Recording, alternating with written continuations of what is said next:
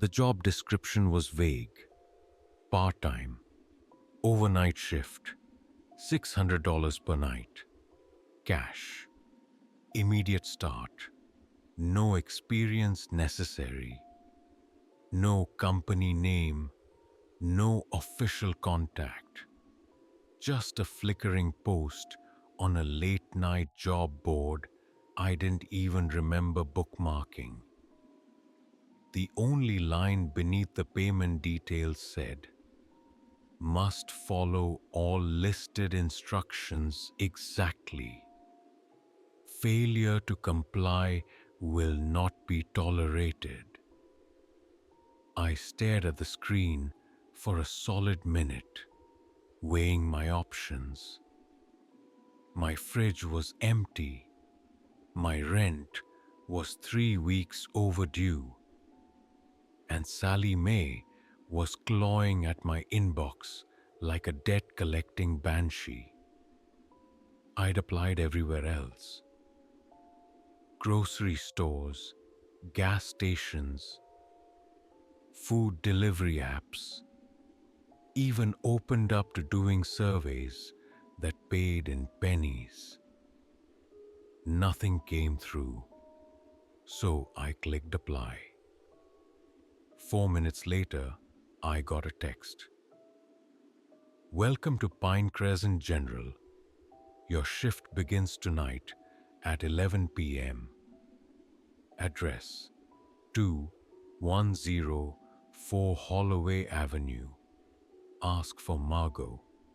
Do not be late." Pine Crescent. I'd never heard of it. I googled the name.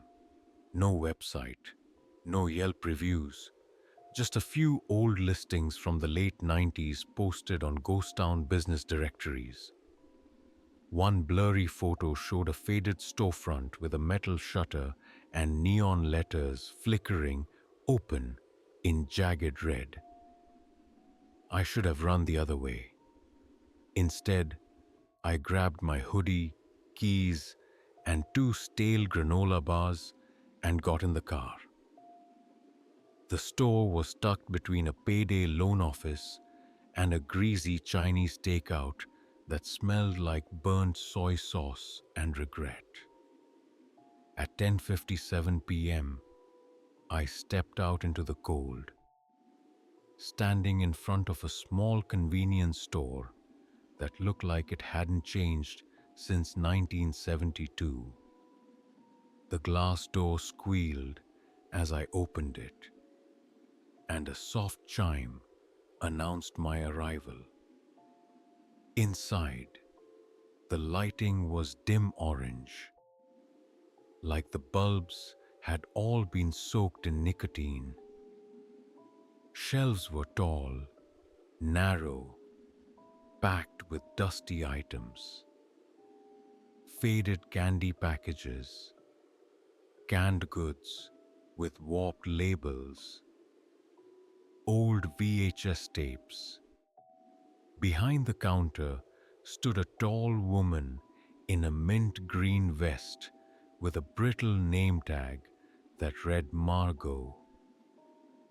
She looked mid-50s, sharp black bob, red lipstick that bled into the corners of her mouth, and long fingernails painted a chipped navy blue. "You the new night guy?" she asked, not looking up from her crossword. "Yeah," I said, adjusting my backpack. "You, send the text?" "I don't send anything, but I know when someone's coming." She finally looked up, eyes a sharp gray that seemed to read through my face. "Name?" "Jamie." She nodded once, then ducked below the counter and came back up with a manila envelope. It was old, water-warped, with corners curling up like burnt paper. She slid it across to me like it was a final exam. "Read it all. It's not long. Read it here." Ask no questions. You either follow the rules or you end up like the last guy. The last guy? Margot smiled, not warmly. Exactly. Inside the envelope was a single sheet of yellowed paper covered in tight, handwritten print. At the top, the title read, Rules for Overnight Staff. 1. You must clock in at exactly 11 p.m. Not a minute before, not a minute late. The time clock doesn't like inconsistency. 2. Between 12:45 a.m. and 1:20 a.m., avoid aisle 3 entirely. Don't ask why. Don't even look down the aisle. Just act like it doesn't exist. 3. If the payphone rings, answer it only after the third ring, not before, not after. The man on the line will ask if you're alone. Tell him, I'm just watching the store for a friend. Repeat it exactly. Once is enough. Do not answer follow-up questions. Do not speak first. 4. If you hear footsteps on the roof between 2 and 2:30 a.m., turn off all lights. Wait until the sound goes away. If the lights don't stay off, hide behind the ice cooler. Do not peek. 5. The mirror behind the cigarette counter may shimmer. If it does, look down. Looking at your reflection while it's shimmering may cause confusion. 6. If a customer enters after 3 a.m., they are not a customer. Do not greet them. Do not let them browse. Do not let them pass the door. If they ask to come in, tell them, we are closed for reset. If they keep walking, ring the fire alarm. One ring only. It doesn't set anything off, but it knows. 7. You may hear someone crying in the break room. Do not attempt to help. There is no break room. 8. Do not fall asleep. That was it. No, thanks for your service. No employee handbook, name badge, or orientation video narrated by a smiling stock actor in a polo shirt. Just those rules. You good? Margot asked. I looked up. The air felt heavier now, like the store had shifted somehow. Or maybe I had. Yeah, I said. Sure. I mean, is this serious? She gave that same dry smile. Don't treat it like a joke unless you want to be one. She grabbed her coat, slung her purse over one shoulder, and headed for the door. Coffee's free. Don't touch the red pot. It's for someone else. And then she was gone. At 11 p.m. on the dot, I clocked in with the old punch clock by the back office door.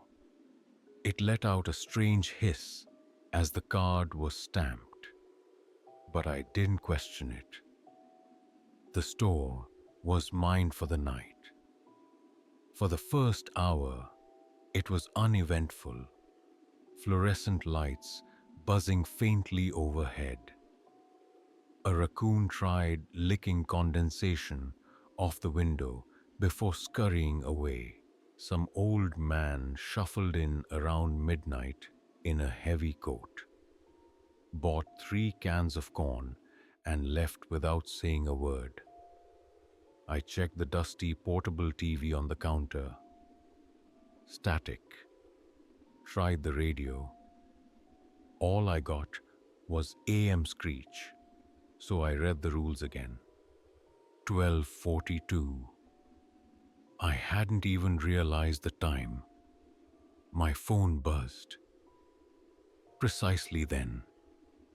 Blank notification. Weird. But that's when I remembered Rule 2. I turned to face the register and saw it. Aisle 3. The overhead light above it blinked once, and then again, and then stayed dark. I couldn't explain why my skin crawled just looking at it. It was silent, pitch black, like the aisle had swallowed all the sound from the store. Some distorted noise buzzed faintly around my ears, but I wasn't sure if it was from outside or inside my head. I turned away fast. Act like it doesn't exist. Around 1:10 a.m., I heard a shuffle. There was no one else in the store. I was sure of it. Every shelf now looked darker, more distorted. The security cameras above me weren't displaying anything anymore. Every screen on the wall had turned black. I checked my phone. Battery at 14%. But the timer showed 1:16 a.m. 4 more minutes. Just ignore it. Breathe. Keep counting. 1:20. Hit like the edge of a knife. Clean and sudden. No fading in. No easing back to normal. The lights over aisle 3 simply flicked back on without ceremony. The hum in the air stopped. The pressure in my chest eased. The buzzing in my ears faded into silence.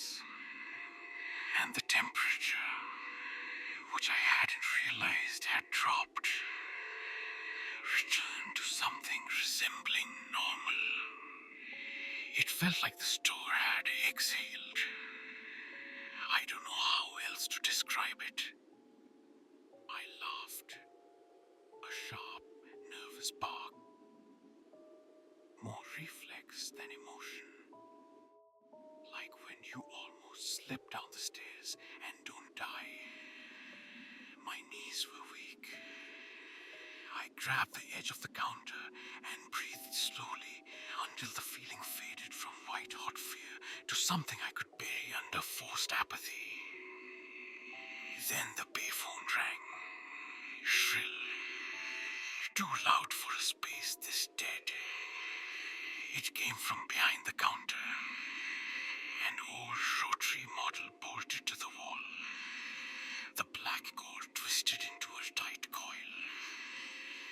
I hadn't noticed it before. Probably had walked past it 5 times since arriving. And yet, there it was now, buzzing with a noise that sounded like it belonged in another century.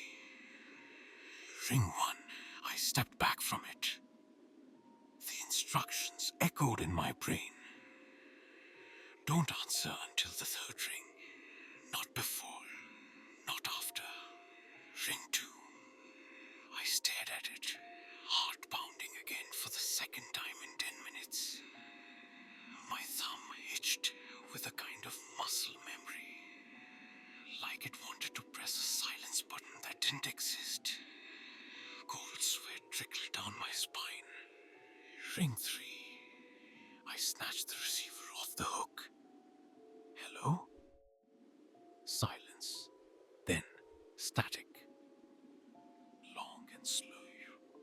Like someone pushing their ear too close to an old mic. You're not alone, are you? A voice asked. masculine, deep, unnaturally deep. Imagine pitch shifted audio, but with something rotten under it, like mold in your headphones. He hadn't waited for an introduction. It felt like he'd already been listening, watching. I was too shaken to question it. I remembered the script. I'm just watching the store for a friend. I said it exactly, slowly. There was a pause, not long, maybe 2 seconds. Then, "Smart kid," he muttered. Then, the line went dead. No click, just absence. I set the receiver down gently, like any sudden movement might bring the voice back. By 2 a.m., Rule 4 took over my thoughts. If you hear footsteps on the roof between 2 and 2:30 a.m., turn off all lights. Wait until the sound goes away.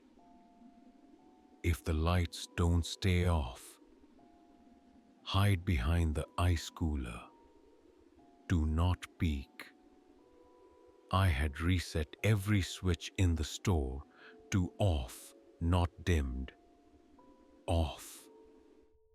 All overheads, even the little aisle signs with their glowing backlights. The store was soaked in darkness. Only the emergency exit signs and the freezer motors hummed around me. 1:58 a.m. I bit my lip, kept pacing. 1:59. I sat on the floor behind the counter and gripped the countertop like it was an anchor, keeping me from floating off into madness. Tap.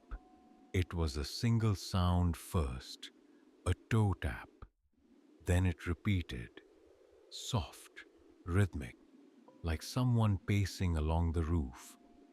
Not stomping, not frenzied, just moving. Tap, tap, tap. I turned off the screen of my phone and let it fall face down on the rubber mat. No light, no betrayal. Stay still. I counted the noises. 7, then 11, then 20. They moved back and forth across the roof. And then, click. The lights above aisle 5 popped back on. Just like that. White, sterile, bright like an interrogation lamp in a pitch-black room. A sudden spotlight where shadows should have lived. My breath caught. My muscles seized. The lights do not stay off. Hide behind the ice cooler. I broke into a sprint so fast my knee clipped the chair on the way by. That pain wouldn't register until later. The ice cooler sat in the back, next to the mop sink and bolted shut with a dented cage door. I dove behind it, squeezing between it and the storage shelf. My oversized hoodie catching on a bolt that tore the hem. I crouched and waited. The store had gone silent again. Uncomfortable alien silence. Even when the store is quiet, there's noise. The hum of freezer fans, the beep of old security systems, the subtle crackle of fluorescent tubes soaking up voltage. They were all gone. Something whispered above. Not footsteps now. Claws? Skirt. Shh. I covered my ears. I wanted to cover my eyes too. One of the old light fixtures popped, a loud snapping buzz, the way dying bulbs do when they finally say goodbye to their filament. Then quiet again. I don't actually know how long I stayed huddled behind the cooler. 10 minutes, half an hour. Time warped there. The air felt thicker. I began to sweat, even though my breath was fogging slightly. When I peeked out, against all better judgment, the lights were off again. The noise gone. The balance restored. I stood slowly, legs trembling, no shadows, no sound. But on the counter, where I had left the phone, there was something new. A neatly folded paper napkin with smeared black writing in block letters. You almost looked. I didn't know what that meant. I didn't want to know. At 3:04 a.m., the bell above the door rang. That was Rule 6. If a customer comes in after 3 a.m., they are not a customer. Do not greet them. Do not let them browse. Say, we're closed for reset. If they ignore you, ring the fire alarm. The motion sensor near the entrance clicked, and the door swung shut behind someone who walked in slowly. I couldn't make out his face. He wore what looked like a green windbreaker, zipped all the way to the chin. He held something under one arm, a shopping bag or a box. His head was tilted slightly, like a dog hearing a new sound, and he started walking down the main aisle. I froze. Again. I'm starting to think that's all this job is. One big freeze. Hey! I called, trying not to stammer. We're closed for reset. The man didn't stop. Next shelf, next shelf. Closer to aisle 3. He wasn't blinking. He wasn't looking at any products. Just walking like he knew where he was going. We're closed for reset, I repeated again. Louder now. He reached the end of the aisle and turned slightly. I caught part of his face, which didn't help. It wasn't distorted or melted or monstrous. It just wasn't detailed, like someone had started with a human template and stopped halfway through rendering it. Blurry cheeks, empty eyes, like old security footage on fast forward. I fumbled for the key under the register, found the red plastic knob, pulled it. One ring. It echoed through the store like a submarine siren. The man stopped. I held my breath. He turned, slowly, arms now straight at his sides. Then he walked out. No glance, no resistance, just immediate disengagement. The automatic door didn't open for him, but it didn't need to. He just vanished through it in one soft sliding motion like a flash cut in an old film reel. Gone.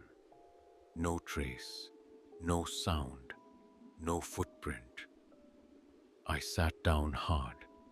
My legs couldn't hold me anymore. Still 2.5 hours till daybreak. Outside, a low fog gathered. From the side window, I could see the moon hanging pale and low over the parking lot, and inside, a store full of rules, most of which I hadn't even encountered yet. I didn't move for at least 10 minutes. Just sat there, behind the counter, my back pressed against the cigarette rack, heart trying to claw its way out through my ribs. My hands wouldn't stop shaking. I began counting my fingers just to focus my mind on something simple. 1, 2, 3. The mirror behind the cigarette counter shimmered. I didn't look. Not directly. Rule 5. The shimmering glass meant danger. It pulsed like light beneath water, turning the already nicotine-colored store into an even dimmer aquarium. I dropped my gaze to the floor, staring at a cracked tile near my shoe. Something about the distorted silver reflection suggested movement, not mine. The rules didn't explain what happened if I did look, and I had no desire to find out what confusion looked like in a place where customers didn't have faces and footsteps scratched instead of stomped. I closed my eyes for a second, just a second. Then something touched the back of my shirt. Not a grip, not pressure, just the feeling of something brushing the fabric. Feathery, cold, like fingers made of air. I bolted upright, still didn't look at the mirror, kept my head angled low, eyes focused on the register. When I glanced back, a moment later, it was gone. The shimmer had stopped. My reflection was back, dull, mournful, and off. Something was wrong with it. I don't know what, but I could feel it, even without fully meeting its eyes. I covered the mirror with a slab of cardboard from under the counter, taped it in place with yellow duct tape. The stuff refused to stay, peeling at the edges like even the tape didn't want to touch the glass. It stayed there anyway, mostly. I made another cup of coffee from the brown-stained machine in the corner. This time, careful not to touch the red pot. Margot had warned me, said it was for someone else. Better not risk it. I took the last sip, burned my tongue, and put the mug down. That's when the crying started. Soft, but clear. Faint sniffles carried through the back hallway near the mop sink. My body responded before my brain. I started walking toward it. Some ancient part of my instincts, fine-tuned to respond to distress, kicked in like muscle memory. Only when I reached the end of the hall did it hit me. Rule 7. You may hear someone crying in the break room. Do not attempt to help. There is no break room. I stopped walking just a few feet from the shadowy door frame. There was no actual door, only a curtain of hanging plastic flaps. The stuff convenience stores used to separate stockrooms. Through the gaps, I could see part of a metal table, a chair, part of a coat hanging from a peg. That wasn't there when I arrived. A woman's voice, gentle sobbing now. Then a single whisper, "Please, I just want to go home."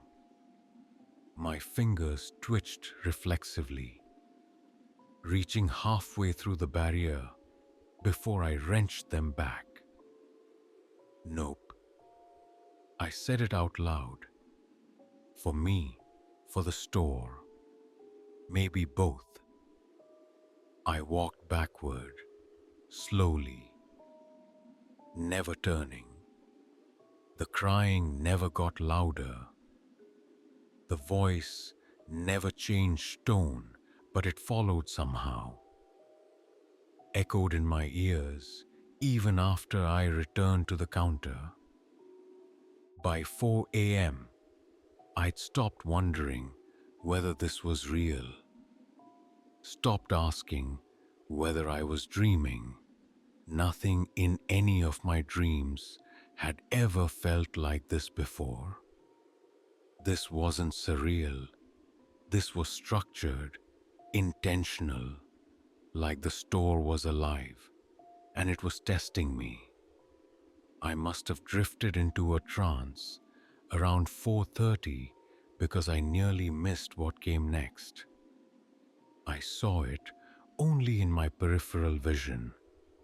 Movement outside the window. Slow, floating movement. As if something tall and thin had drifted across the glass panes toward the ice cooler. Then a second figure. Then a third. They didn't come in. They just lingered outside the doors. Tall silhouettes, shivering slightly in the fog. No faces. No legs visibly moving. They hovered there in the gaps between the overhang lights, like memories waiting to be remembered. I considered turning off the lobby lights, but I still had to watch the clock. The store clock on the wall showed 4:36. 2 more hours. The air changed again. A kind of tightness in my lungs, like the oxygen had been exchanged for something else, something damp. Then I saw movement behind me. I turned, slowly. The payphone cord had twisted into a noose. It hung limp, but purposeful, bending at an unnatural angle, like the wires were choosing to form the loop. I stepped carefully around the counter, never letting it out of sight. I cut the cord with a box cutter I found taped behind the doorstop. It fell silently onto the floor. No blood, no scream, just stopped. Then all at once, the energy in the air dropped. The tension dissolved, almost like that had been a test too. Just another bizarre little pop quiz. I passed. It was 5:15 when the temperature dropped again. Not sudden this time, gradual, like a tide pulling warmth from the floorboards. A kind of death quiet settled inside the store, unlike the others. No sounds from outside. The wind had stopped, and something was watching me. I didn't need to see it. I felt the weight of it on my back. Pressure, like heat without heat. That's when I remembered the lantern. Wait, there was no rule about a lantern. That was from a different story. Maybe one I read online about another guy in another cursed building. I laughed, hollow and tired. Was this how it started? All the night shift stories bleeding into each other? Had I joined the club? No, I reminded myself. This one's real. The rules here were different. And I still had one more hour. Something began tapping the glass. Not knocking. Tapping. Like fingernails, one by one. Delicate, intentional, rapid. Tick, tick, tick, tick. I peered over the lottery stand display at the window, careful not to lean too far. The figures were tapping, one each, in rhythm, like they were trying to come in. I backed away and made a wide circle around the counter's back end. Tick, tick, tick, tick, tick, tick, tick, tick. I looked up. The mirror behind the cigarette counter was shimmering again. I turned away before I caught my own eye. Almost fell over the mat, trying to escape its pull. The plastic around the break room curtain shifted again, gently swaying as if someone had just brushed past it inside. I turned my back to the store, leaned against the lotto case, and pressed my hands against my ears. The only things I clearly remembered were: don't interact with the reflections. Don't answer questions on the payphone. Keep the aisle rules. Don't respond to the break room. Everything else felt like noise now. The clock read 5:41. Just 19 more minutes. They kept pacing by the windows. The crying started again. Tick, tick, tick. Please, a voice whispered from somewhere near the gum shelf. You're the only one who can hear me now. I held tighter. Don't make me go back there. I forgot my name. I forgot my name. 15 minutes.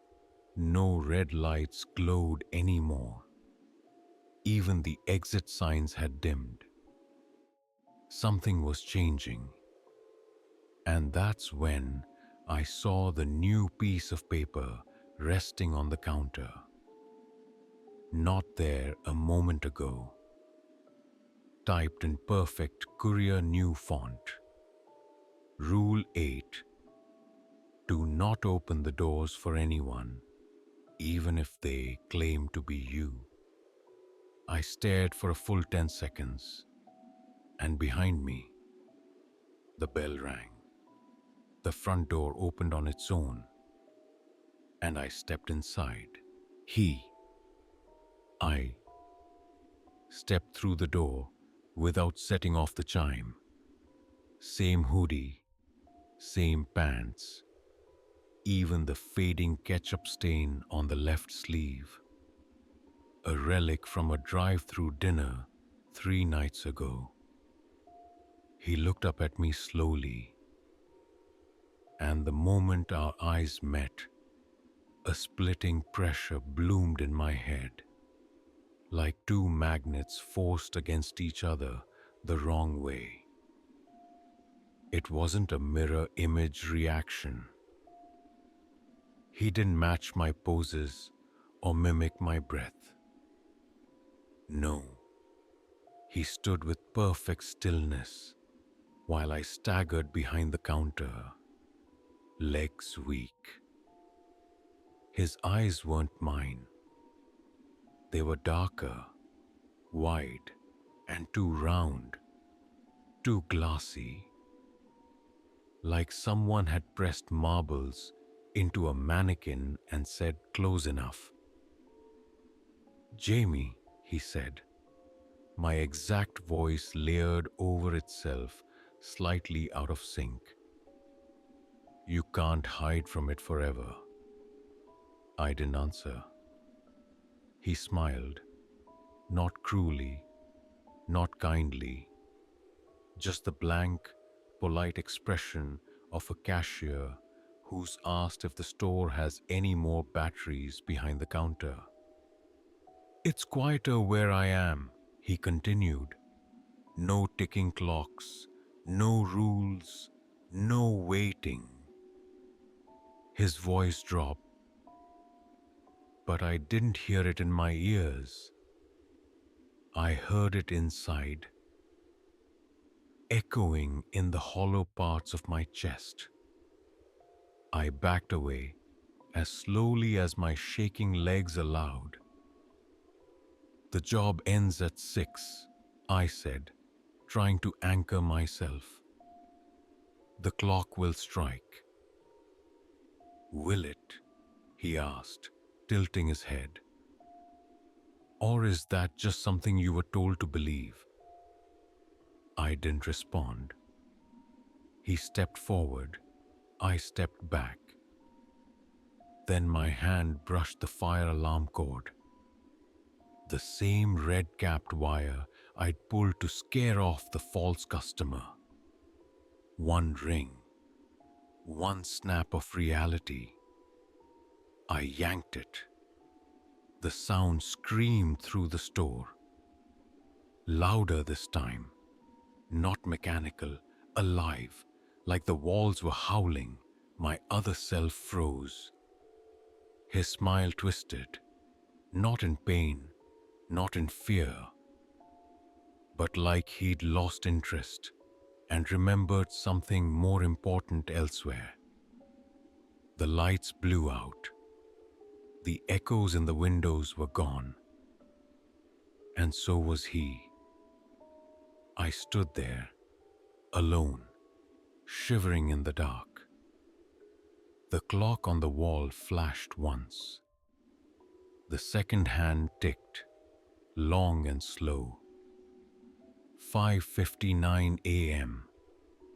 The faintest suggestion of golden light bled through the narrow glass slit above the door. A promise more than a presence. Like the idea of sunrise had decided to show up early. The grandfather clock near the cigarette display, a detail I hadn't noticed until now, tucked behind the curtain, groaned like an ancient throat clearing. And it struck. Once, twice, 3. Each chime heavier than the last. When it tolled 6, things shifted. The mirror stopped shimmering. The air lightened. The fog outside rolled backward, piece by piece, dissolving between the parked cars just beyond the lot. And in the silence after the final chime, I exhaled for what felt like the first time in hours. A note waited for me on the counter. This one, written in smooth cursive, perfectly centered on store receipt paper. "Congratulations. You followed the rules. Payment in register. Return tomorrow if you wish. New rules may apply." I opened the register drawer. Inside, an envelope, thick, stuffed with exactly $600 in rubber-banded bills. The kind that smells like old ink and false hope. I didn't waste time. I grabbed my backpack, shoved the money inside, and walked out. No bell. No Margot waiting. Just dawn, unfolding over a sleeping strip mall in a part of town most people never look at twice. But I looked, and I remembered. I still don't know what Pine Crescent General really is. I don't know if it's haunted, cursed, or something older than language wearing a store's skin. What I do know is this: there are rules for a reason. Someone wrote them to protect the next guy from what got the last guy. And I followed them, mostly. But last night, something stepped through that door wearing my face. And I know, deep down, in the undusted corners of my gut, it didn't just walk away when I rang the alarm. It felt unfinished, like a pause, not a period. So yeah, I'll be back tonight, because the store isn't done with me, and I'm not done with it.